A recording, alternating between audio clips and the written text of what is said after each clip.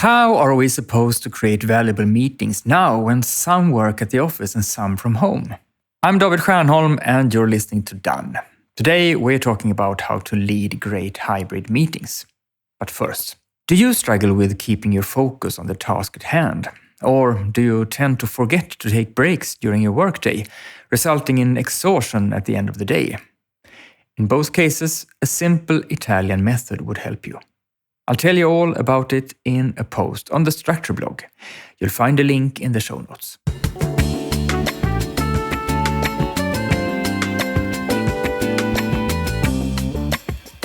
I just got asked what tips I have for succeeding in leading hybrid meetings. That's meetings where some participants are in the same room and some are participating remotely, for example in Teams or Zoom.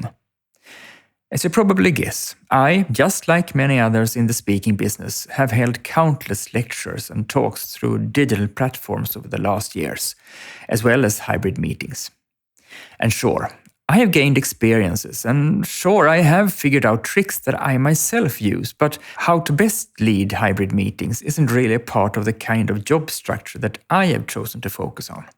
This is therefore a perfect opportunity to ask an expert in that area.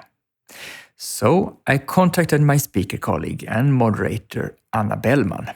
When I asked her what we should consider when creating great hybrid meetings, she replied, "It is possible to give the same meeting experience to everyone in the meeting and avoid having some become second-class meeting participants even in hybrid meetings. But it requires so much more from us when it comes to meeting structure and clarity."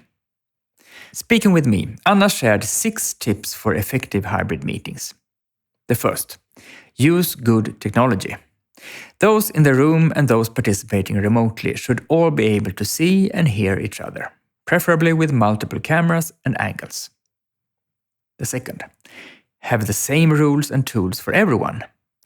Everyone should be able to easily ask for the floor. If you're using digital interactive tools, the participants in the room should also have their own digital device. The third, lead the meeting professionally. If you're the meeting leader, lead the meeting so that all participants are seen and heard equally. Feel free to use a sidekick to take care of the technology and serve the remote participants. The fourth, start with remote participants. Start by introducing and asking questions to those participating remotely so they can be involved right away. The fifth, tell what is happening in the physical room. Those at a distance don't have the opportunity to perceive everything that happens in the room. Better to tell too much than too little. Repeat questions and important conclusions. And the sixth, summarize and acknowledge. Make sure everyone has the same understanding of the meeting. Go around the team and send out a summary of the meeting afterwards to everyone. These were excellent tips, if you ask me. So do this. The next time you're leading a hybrid meeting, choose 1 or 2 of the tips Anna Bellman gave here and apply them. Start asking questions to the remote participants. Arrange cameras and screens so that everyone can see each other. Relay what is happening in the physical room to those not present, or any other tip you were drawn to. After the hybrid meeting, evaluate how it went and reflect on what worked and what you could refine. Did you encounter anything else unexpected during the meeting that you could avoid by doing something different the next time you lead a similar meeting?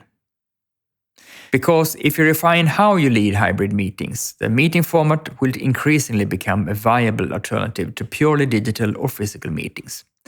The flexibility of how you meet in your organization increases, and the possibility of getting a great meeting, albeit a hybrid one, at short notice becomes significantly greater than before. You become faster in turns, simply put. In addition, the hybrid meetings themselves become better, to your and the participants' benefit. Do you have any additional tips to make hybrid meetings effective and rewarding? Please write to me at david@stiernholm.com and let me know.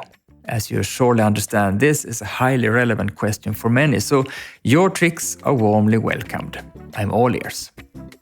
And that's all for today. Welcome back next week, and thanks Anna Bellman for your hybrid meeting tips.